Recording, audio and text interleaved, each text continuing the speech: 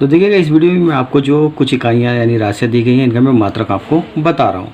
तो देखिएगा इसमें सबसे पहला क्वेश्चन है कि किसी संगीत यंत्र की ध्वनि तीव्रता मापी जाती है। तो इसमें दिया है सबसे पहले मोह जो मात्रक होता है वो विद्युत चालकता का मात्रक होता है। हेनरी जो मात्रक होता है वो आपका स्वप्रेरणा का मात्रक होता है।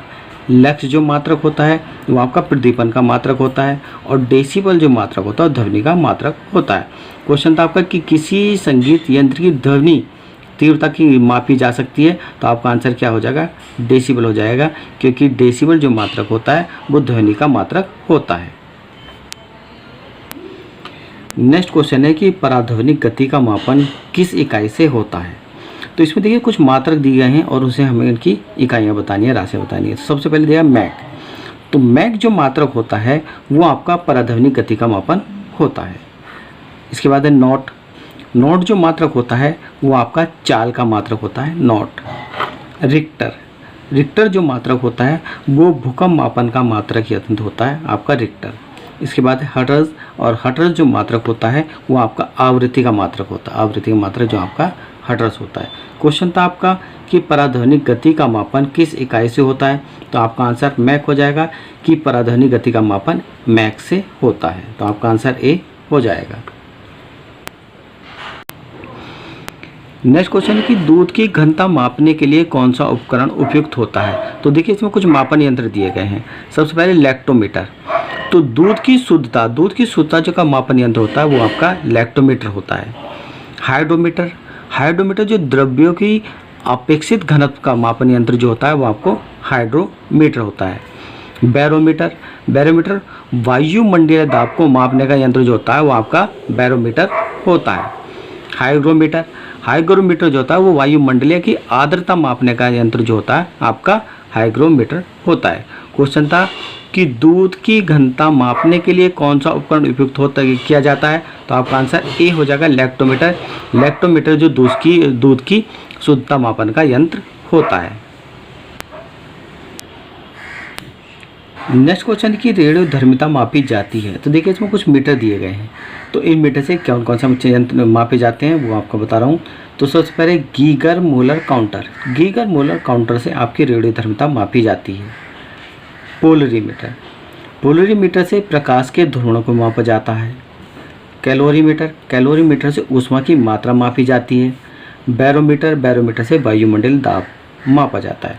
क्वेश्चन था कि रेडियोधर्मिता मापी जाती है। तो आपका आंसर ए हो जाएगा, गीगर मोलर काउंटर के द्वारा रेडियोधर्मिता मापी जाती है।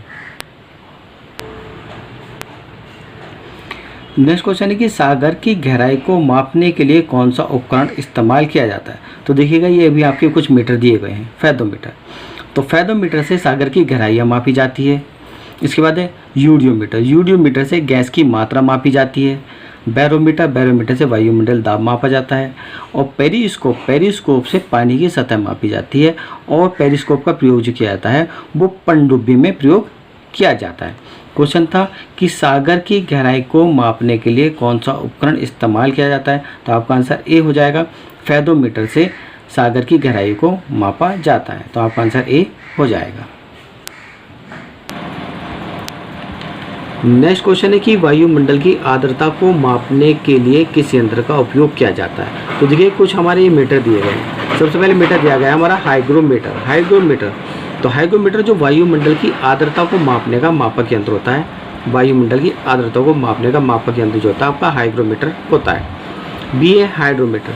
हाइड्रोमीटर जो होता है वो आपके आपेक्षिक घनत्व का मापक यंत्र होता है। आपेक्षिक जो घनत्व होता है उसके मापक यंत्र आपका हाइड्रोमीटर होता है। बैरोमीटर।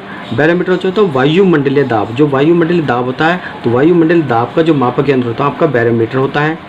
इसके बाद है पायरोमीटर। पायरोमीटर जो होता है वो उच्च तापमान का जो मापक यंत्र होता है वो आपको पायरोमीटर होता है। क्वेश्चन था कि वायुमंडल में आर्द्रता को मापने के लिए किस यंत्र का उपयोग किया जाता है। तो आपका आंसर हाइग्रोमीटर हो जाएगा।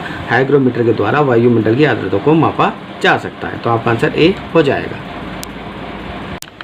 देखिए नेक्स्ट क्वेश्चन है कि निम्नलिखित में से किस यंत्र का उपयोग अवशोषित या निष्कासित ऊष्मा यानी हीट को मापने के लिए किया जाता है। तो देखिए कुछ मीटर दिए गए हैं आपके।